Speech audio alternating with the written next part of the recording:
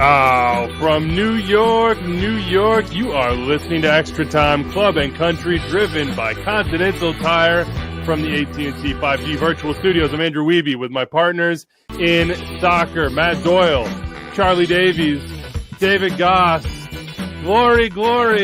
6-1 winning against Martinique in the Gold Cup for the U.S. Men's National Team. We're here to do the live reaction, and if you're listening via podcast, well, you've got a treat because we got MLS coming your way at the back end as well. Joseph Martinez, Gabriel Heinze, not that happy with each other. That's the big news in MLS today.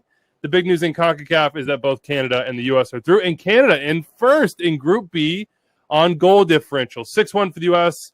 against Martinique, overmatched. You had the tongue from Daryl Dike. You had the CONCACAF hat trick, which is 2 goals, but we thought it was 3, then it was 2, then it was 3 again. Canada handled their business, have goal differential. Let's do the same thing we did after that Haiti win. And we'll start with you, Doyle. 1-word review for this U.S. Men's National Team win, and what does it mean big picture? Muted. And he's muted. What an MVP performance. Taquito muted you. The cat gets in here. Said, well, until we figure that out, Charlie, you've got the floor, man. 1-word review. All right. I read speechless. Doyle's That's his one-word review was speechless. I read his lips. He said fantastic. Did he? It doesn't seem like Doyle. What's another F word that would describe this? I don't know. Yeah. I'm not good at lip reading. I'm bad. Yeah. Go ahead. My one word is fun. It's Martinique. It shouldn't mean everything. We're not going to take everything from it, but sometimes soccer can be fun. It hasn't been for the U.S. men's national team for a really long time. We've beaten teams like Martinique in the group stage over the last few years. We haven't done it like this with the attack, with the numbers in the attack, the way the goals were scored. So, yeah, that's my one word. I had exuberant because I feel the exact same way, and we were talking about it on Spaces before, Dave. It was like this no-pressure situation for the U.S. You know, like, they're going to win this game. We know they're going to win this game. They're going to be in the knockout stage of this Gold Cup. We know that. Are they going to win? We already said it doesn't matter that much. So I had exuberant, sort of this, like, youthful energy, growth.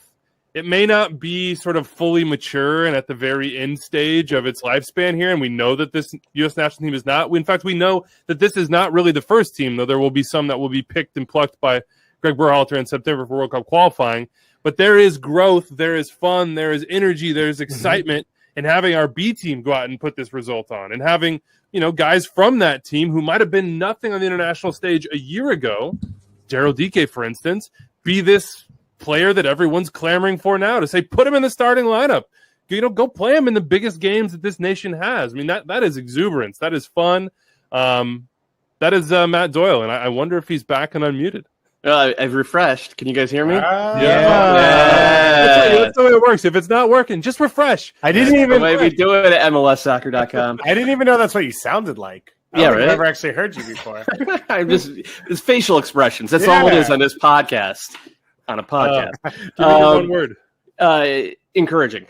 And it's not because everybody on the field was perfect. I thought there was definitely some stuff to pick apart, but this was a very young, very inexperienced lineup. And not only were there a lot of good individual performances, but I thought they actually executed on the principles of play that Greg Berhalter has tried to instill. And the reason he has tried to instill, you know, the idea of positional play is so that teams that bunker really struggle to contain the U.S. attack. And like the whole idea of disorganizing teams with the ball is that in CONCACAF, you're going to face a lot of teams that sit back and don't let themselves get disorganized without the ball. So you're going to have to be creative. You're going to have to be a little bit clever. And I thought this team was creative and clever, with the big old caveat being that it was Martinique. You know, this was a much lower level test than Haiti in the first game. Yeah, I'm going to go with confident. And it's an expected win. This, like you said, it's Martinique. And they aren't organized. They might try and park the bus, but it's still not really parking the bus because they're out of position. They dive in. They come out and trying to engage you when they shouldn't. So with that being said, though, I don't want to take away from James Sands. I thought in the playing in the middle of a back three. That's where he thrives. He has cover with Zimmerman and Robinson. So the lack of athleticism and pace at times, you're not going to see that when he can basically hide in between those two defensively. And when he is on the ball, he made the right decision passing wise on the first goal.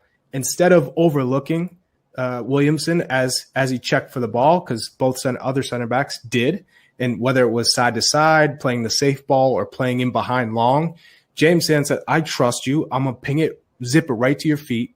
Williamson turns and sprays it wide to Bello, and that's how the first goal was created. I liked the way he played. He made the game from the back, playing in the middle of the back three.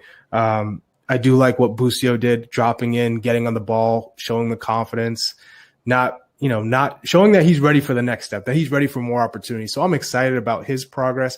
Eric Williamson too. Again, we all knew what he was going to do. He's confident on the ball. He can dribble. He can turn his midfielders. He's good at 1v1 facing, as he created a good chance off a set piece, what Busio just missed. But sometimes a little lackadaisical, because he does have the skills, and Martinique isn't Brazil, so you could get a sense throughout the game that players did take their foot off the gas. But they're the Brazil of the French overseas colonies. That's what no, I don't know. You're right. I think Haiti gets that title. Well, not a colony. Whoa, dude. Whoa. Talking about a free republic, right? Time out. Yeah. Woo. Come on, Charlie. We got to go back in a history class. On this how many Haitians on that team play in France? They're not but they're not a colony. They're not a colony. Department is the term they like. Political science lesson shall come at a later date. Let's talk Daryl Dike before we get into anything else. We have the midfield. We have the formation that we saw, a little bit 3-4-3 from Greg Berhalter. We have Matthew Hoppe's first impressions. We have James Sands, as you said, Charlie. He looked really nice in this one. And then we'll look ahead to Canada as well, because he had a nice performance. Maybe gamed it a little bit. Had a strategic yellow card to make sure that they were ready for the knockout rounds. But let's get to Daryl Dike. 1 goal, 2 goals, maybe 3 goals, depends on your point of view. My point of view is that was an own goal, an incredible rainbow that Daryl Dike didn't put on frame, but given everything that happened, it was absolutely wild. This is one of those games where you get the post-game Twitter calls, and they're probably justified in a lot of ways to say Daryl Dike should be our starting striker. Charlie, what did he show you in this game? Has your opinion changed? Should he be that player for Greg Berhalter in September?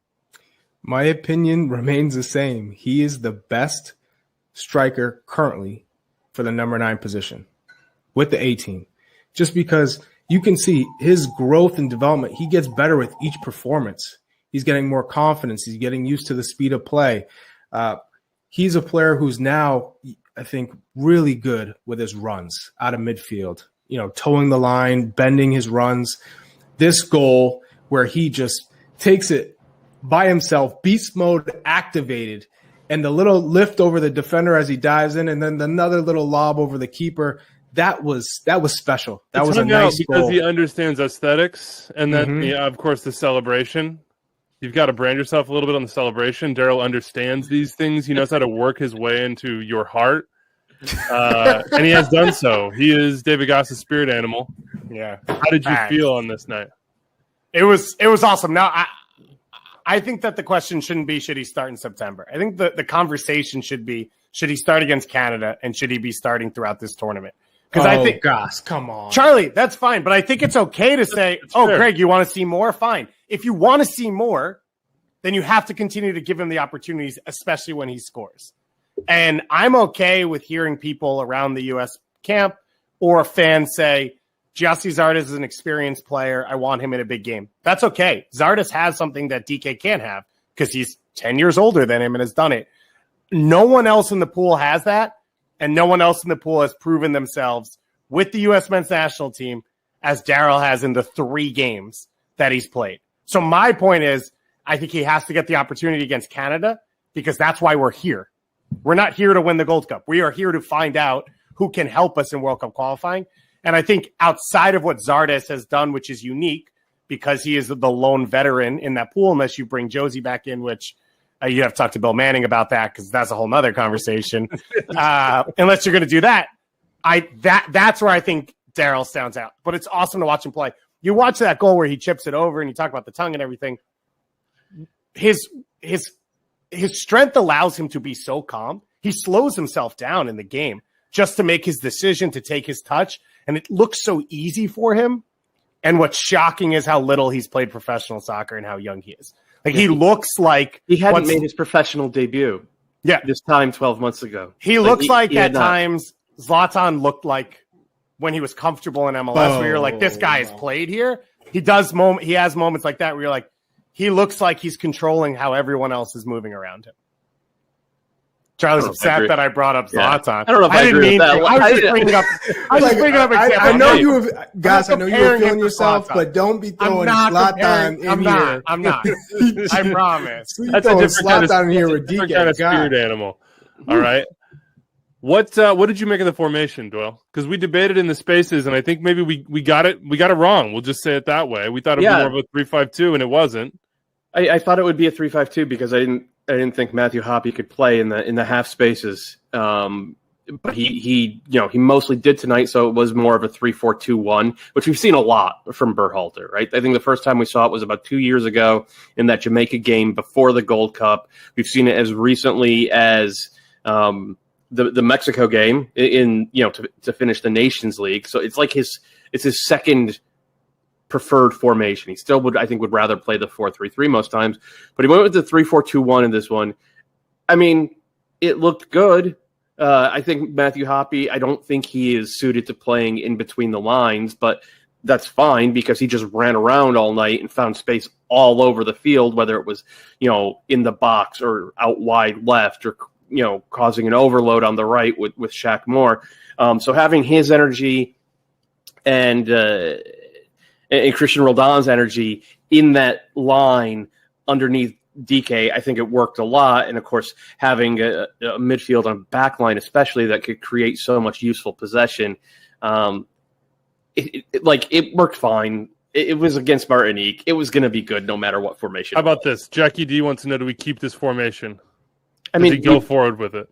We've had this formation for 2 years. It's definitely one of the clubs in the bag. I would say right now, with the way Sands is playing, you probably want to keep him on the field. And that probably means we're going to go with the 3-4-2-1 or the 3-4-3. But I would have no problem going into the next game and seeing a 4-3-3 with Sands as the number 6.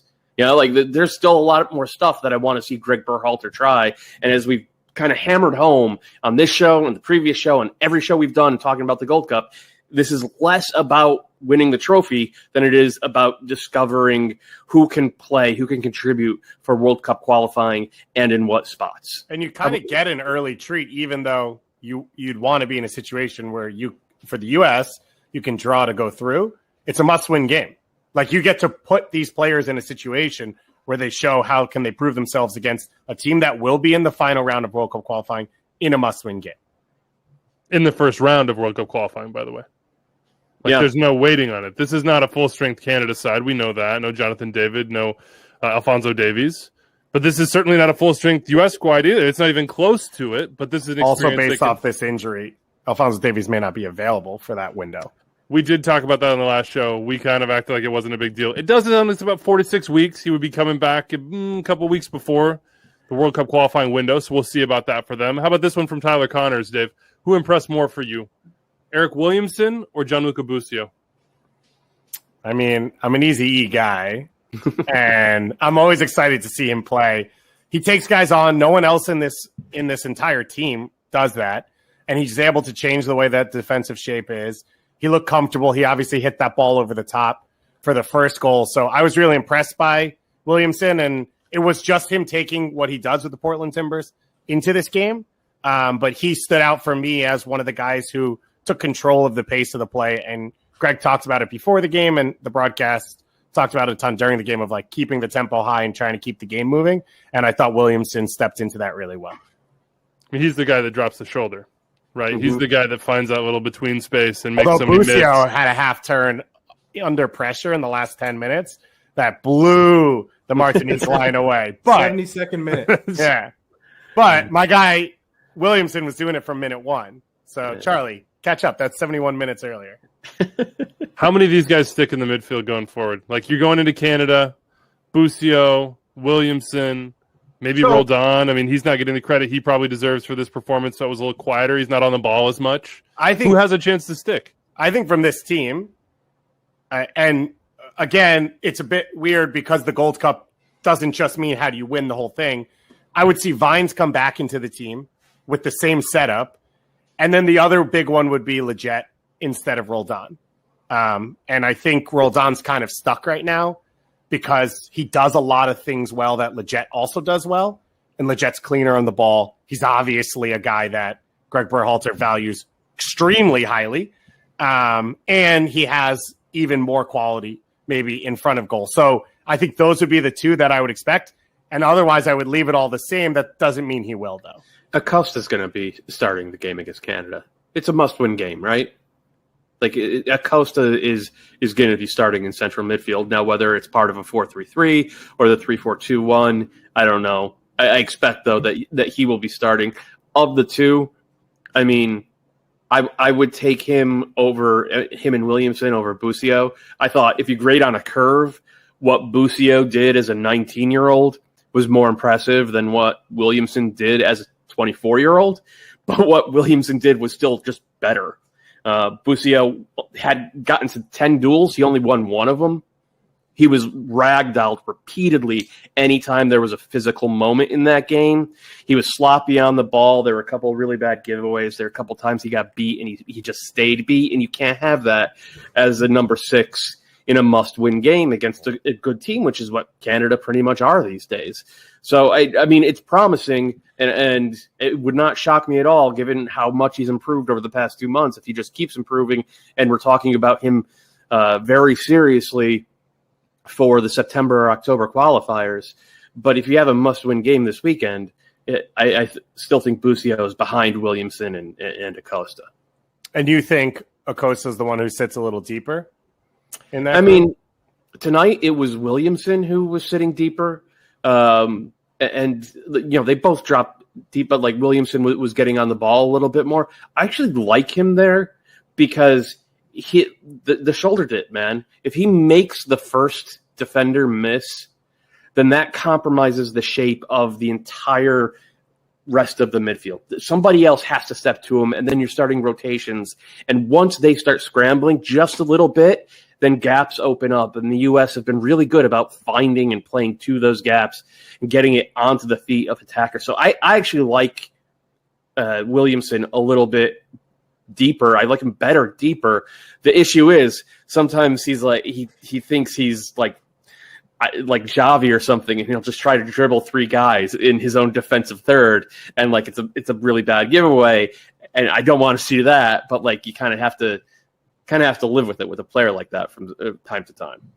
Charlie, I want your thoughts on Matthew Hoppe. It was a little bit raw at times. Mm-hmm.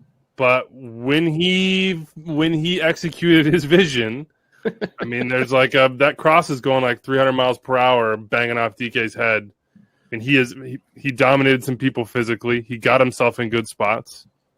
He may be a little bit of a tweener when, as you said, Doyle was positionally. Is he in between the lines? Probably not. No. Does he fit? Probably not. But what kind of role can he play for this team and maybe even beyond? Well, he's another attacking threat. What I liked about Matthew Hoppe is he's sure of himself. He's sure of his touches. He's confident. He can hold up the ball. He's not going to give you any flair. He's not going to be a player that there was some accidental flair in there. but and then he had the meg afterwards. Take a lucky touch and put it through the wicket. He's not typically your flair type of player, but he's. I think he really has honed in on the basics with playing in the Bundesliga, being short, concise, simple, and getting in behind, being a dangerous threat, trying to get in behind. I like what I saw from him. It's encouraging. I would like to see more. That's how I left when he left the game. I said, that's a decent performance. Now I want to see more. All right.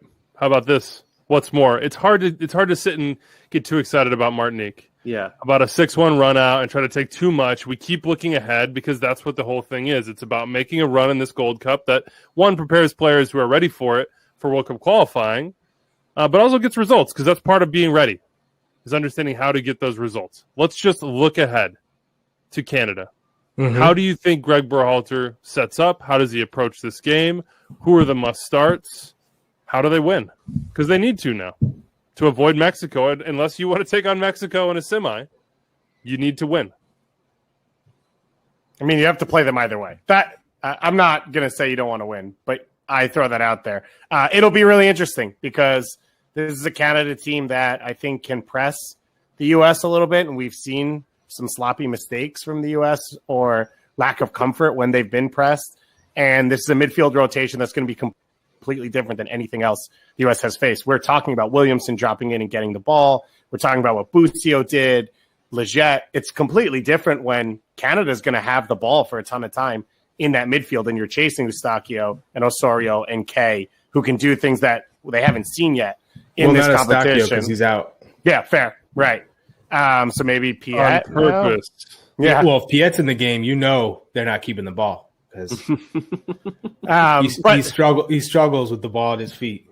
But this is a Canada backline that struggles, and you saw Vittoria kind of chasing at times today. Daniel Henry doesn't look comfortable still, and so for the U.S., I think maybe it's less possession, more direct, and you'd love to see Daryl be the one that's able to kind of pull Vittoria around a little bit, and if he doesn't follow him, then face up and just go after him. Good stuff, Goss. That's the analysis right there. Because he's right. He's spot on. That is a big Probably weakness. just likes when I agree with him. No, you're right. I know. It's hard not to be right. I mean, Vittoria, there are so many times where Canada sort of hangs themselves out to dry. You know what I mean? And they have all these incredible moments. And then it's just a little bit like, oh, brain fart there. And you see, these things can't happen in World Cup qualifying, but they can happen in this Gold Cup. What do you think this is for Canada as opposed to the U.S.? Like, so when we talk about the U.S., we keep taking the pressure off. We keep saying, well, it doesn't really matter. We're just trying to find players for World Cup qualifying. For Canada, it might mean something a little different, or it might mean the same thing. What do you think it means? I think it means something closer to the same thing in kind of a different way.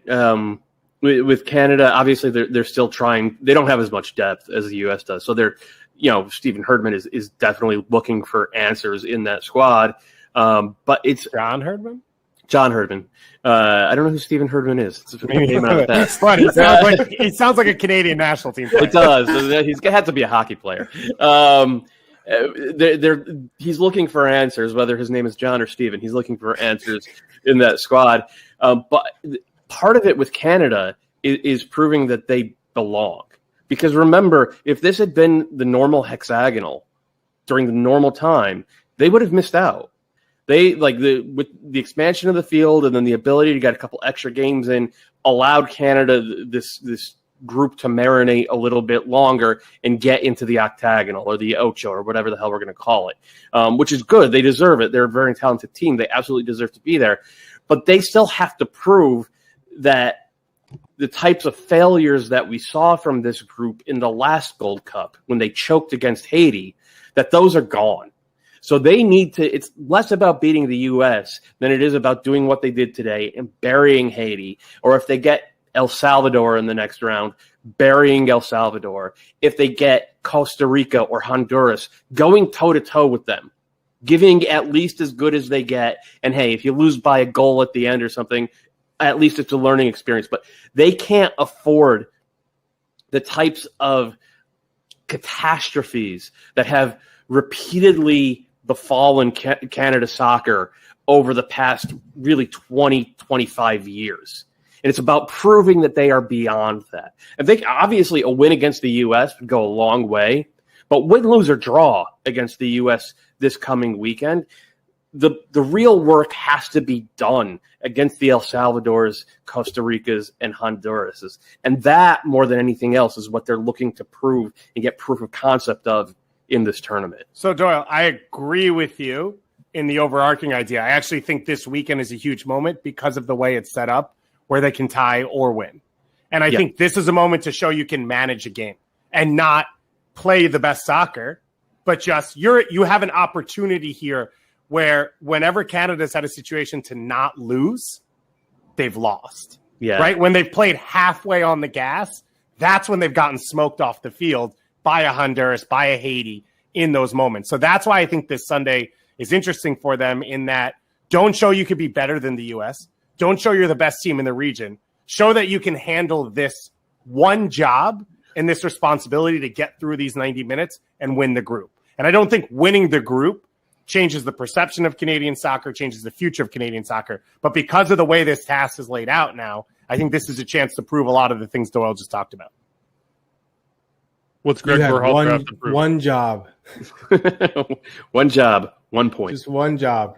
Yeah. Charlie, what's Greg Berhalter have to prove in this Canada game? Anything? He doesn't have to prove a thing. It's the players. He's empowered the players to go out and show that they want to win this Gold Cup. They want to win a trophy. For Canada, they're playing for respect. That's what they're playing for right now. And some of the guys are playing for minutes in World Cup qualifying. And for the Canadian national team, it's all about experience right now because this is foreign to them. They get a chance to make a run in the Gold Cup and then head into World Cup qualifying with a promising group that frankly needs experience and needs to defend because defending is their issue. So now they get to play against the U.S. men's national team. That's a challenge that they're all going to really embrace because they need those type of games to get into a World Cup. And for the U.S. players, again, we got to build off of this performance against Martinique. And if we can go out and show that we can take care of Canada, well, there's some guys who continue to perform that are going to get their shot in World Cup qualifying because it's a deep roster. Now we're starting to see players step up. You know, Busio, he's young, but with each performance, he's gaining more confidence. Maybe that move to Europe materializes, and that's going to continue to have him accelerate his progress. But a guy like Williamson, which you both touched on, he's different. He offers you something different. And if I'm looking at possible partnerships within the U.S. men's national team midfield, you see Tyler Adams, you see Weston McKennie, you know, who would be a good complement to those midfielders, to those players? And it's Eric Williamson because he can, you know, he can fall in behind, he can cover, but he can also beat you on the dribble and give you something a little bit more in the attacking side, the dynamic player that he is. But he's rough. He can mix it up. And I think when you talk about the touches and him, you know, holding on to the ball and playing sometimes a little too relaxed is because the quality of the opponent. Sometimes I think he takes that for granted. And when you're playing against a Mexico and Azteca, you don't have the luxury to try and dribble out of trouble 2 or 3 players because then you find yourself down. He set up Miles Robinson pretty well on that goal, which if they could be at Olympic qualifying, that would have been tight. But, you know. Yeah, neither here nor there. Oh, my God. Transported back to my backyard, yelling while I rake leaves. We don't have to go there right now. One last thing to throw in. We mentioned Acosta stepping in maybe for the third group stage game. I think he's the only player on a yellow card. No one picked up a yellow today. So if he picked up a second yellow, he would be suspended for the knockout round. There's a good chance, though, whoever the U.S. faces in the knockout round in the quarterfinals will actually be a weaker team than Canada. Right, but weaker is different than win and go home moment, right? So yeah, fair. No, fair. That's a good point. But let's go through the lineup. Let's try to predict this. What do you think the shape's going to be, Doyle? I think we're going to see the 3-4-2-1 again. Okay, so what's that mean at the left wing back position? Let's say it's going to be Vines. Like Bello is for a 19-year-old. He was fine, but he repeatedly got into positions where he could have made a difference, and it was just a little bit gun shy. Whereas Vines, I think, even before he scored the goal this past week, in his previous caps, he had been very good about hitting the right pass in stride at the right time. Granted, they were friendlies, but I mean, prove it in friendlies first, and then you prove it in games that matter. If you're listening live, we are going to talk more Sam Vines. Row Antwerp rumored to be in for him by The Athletic in the MLS portion of this. So go download the podcast, go watch that part on YouTube. You won't see it in this particular video. Then across the back, I think it's pretty clear. You have Miles Robinson, you have Sands, you have Walker Zimmerman. At right back, it's a little bit of a question mark. It's going to be Shaq. It's going to be Reggie. Can Reggie get back? Even if he was ready to be back, would you play him? Or is this just Shaq right in the lineup? I mean, ideally, you have Shaq Moore for 60 minutes, and then you're able to get Reggie on the field for the final 30 minutes, whatever the score is. If he's healthy, you get him those 30 minutes because it's like at this point, Reggie Cannon has earned that trust. you could throw him into a must-win game against Canada and be confident that he's going to hit the level. All right, take us across the central midfield. What do we got? It's Acosta and Williamson, Charlie. What do you think? Where's Greg go? I would think it's Acosta and Williamson. You go with two players who are physically able to get box to box, who can create, who can defend, who can cover a lot of ground. I think they'd form a good partnership. Jackson Ewell just got his one chance, hasn't played well, hasn't taken it. So I think his lack of ability to cover ground and defend takes him out of the equation. And then I think Busio is just young. He's just a little too young, still getting his feet wet in the international space. But I think he has been empowered to go out there and try things and be himself. And I think Greg Berhalter is like that, but still not quite ready for a start against Canada when you're talking about players like Acosta and Williamson. Dave, the half-space merchant, which has now entered the lexicon of modern soccer. I mean, Sebastian Leget's got to be one of them, I would think. And I think Hoppe has to be the other one. I don't think he did anything today to lose that spot. And I'd like to see him be given another opportunity to make a difference, had the assist on the opening goal. And I think we all talked about it, just showed a ton of confidence. And Greg's talked about for a week being brave, trying to attack defenses, trying to create opportunities. And you think about this Canada game even more. If Canada steps their lines up, their wing backs go forward. Now you're talking about potentially 3-on-3s in the attack, even 2-on-3s where him and I hope Daryl Dike could take advantage of the Canadian backline. So let me ask this. Do you think, and I'm going to reverse it as well, so prepare yourselves. Do you think that in the world where the U.S. beats Canada this weekend, do they do it by taking Canada apart, or do they do it by sort of blowing through them into space? I think it's the second one. Yeah. Really? Yeah. Because Canada's going to come up and is going to give them the opportunity to just, whether it's Hoppe or DK or Zardes or the wingbacks, somebody's going to be able to get out on the run and get on the ball and take advantage of that.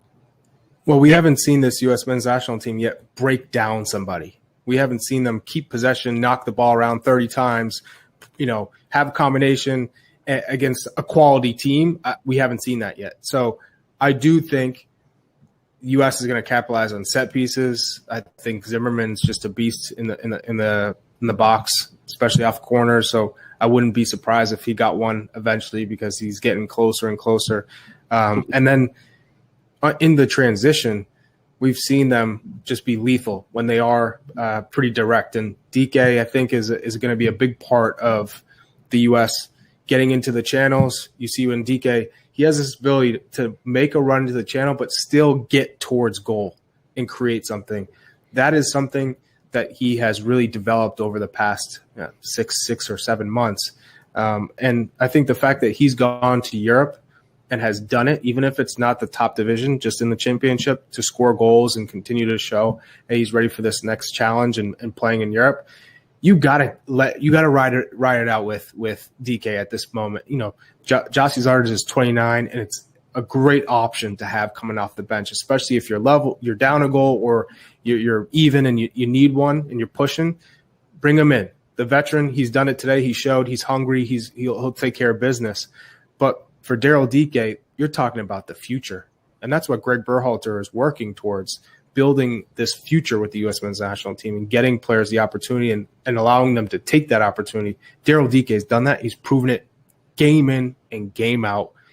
Let it ride. And Joel, one was, you said, in a world in which the U.S. does win, right? I don't think any of us are saying that's a guarantee. And Charlie's laying out how he thinks it'll happen if the U.S. will win. I don't think that's a guarantee. The other thing on the flip side for Herdman is I think you're a little bit too deep in now to not play at least Tajon at wingback, if not also Richie. And at some point, they're going to be up the field, right? Tajon's not going to stay at home that whole game. And so I think there will be opportunities for the U.S. to counter through that. And I think that's the way, if the U.S. is going to win, that it plays out for them. So then how does Canada win? Yeah, I was just going to play devil's advocate. We've seen with this U.S. men's national team as well, they're out of position. They get caught out of position. They get too high. The lines are stretched. There's too much space, not enough communication. Berhalter said he didn't like some of that tonight. Some of the spacing, some of the second ball. Right. The U.S. retention. was soft. The U.S. was soft as hell in central midfield on second balls tonight. They were soft as hell. The back line against a team as bad as Martinique had to do way more work putting out those fires, and they did a great job of it. It needs to be said. But like I was not thrilled with the work on second balls tonight from the U.S. But continue. Sorry. And that's my point. I think on the counter and on the transition, when U.S. is building out of the back, they get into that middle part of the middle third of the field, and they're looking to combine and create something. They've got some wingers high, the outside backs are high. They lose the ball, and I think that moment is when Canada can really hurt the U.S. because so you think purely in transition, purely off counterattack, purely in transition, off the counterattack. A self-inflicted, injury pass, where a mistake that goes, an errant pass. I don't know that it's going to be self-inflicted against Canada. If they play two forwards and then you have Kay and Osorio pressing, it could be inflicted by Canada. Yeah. Like, I agree with you, Charlie. It's going to look like that, but that's how it could look. Although the way Tajon's looked in this tournament, there's no reason he can't still beat a guy, whether it's Shaq Moore or Reggie Cannon, and get to that end line and create the same chances he's been creating this whole tournament. So I think there's going to be a ton of chances for Canada in this game. I think the only question mark is, can they protect that back line? And now with Piet probably coming in, they're sort of forced to. And I think that makes them probably a little bit more comfortable against the U.S. Okay, so now the last thing I want to say here is, because Weeby always does this to us. He forces us to give predictions. Andrew Weeby. It was on the tip of my tongue, too. I was right there for it. I was like, I'm going to jump in right now. Tell us what the final score will be this weekend. Oh, the final score. I think it's going to be a 2-2 draw. Wow. Canada makes mistakes. We know that they do. But Canada has some lethal attackers. Kyle Larin is he'll give anybody a problem. My God. Pinpoint, on in the box. He has a nose for where to be, how to shape his body, when it's going to pop out to him. You mentioned Tajon. I just Ayo off the bench. I love Ayo, man. You see that run he made as soon as he got on to win that penalty? Mm-hmm.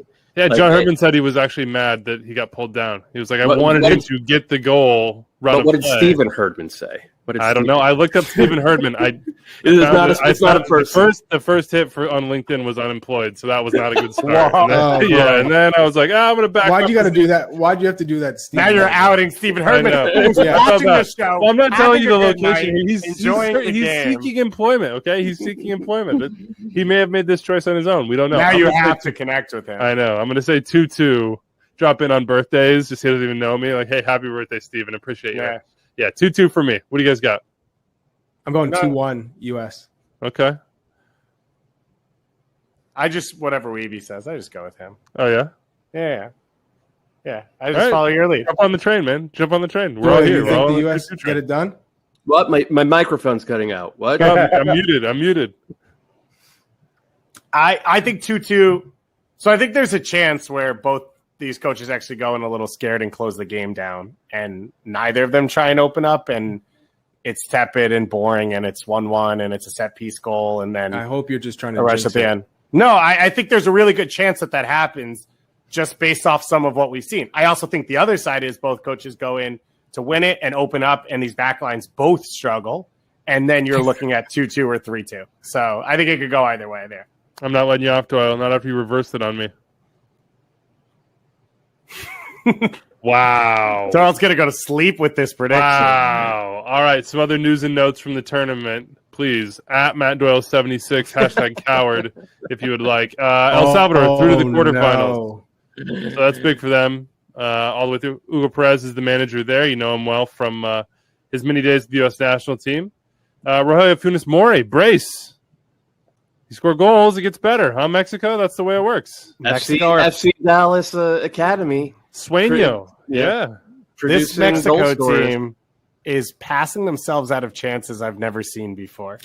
They are in the 6 on open goals, and they're like laying the ball back off. It's really surprising to see. So it's interesting to watch this continue along now. Also, if you watch in Spanish, you also get to watch people go on their first date. It's like The Bachelor and Gold Cup combined at one. Wow, that's incredible.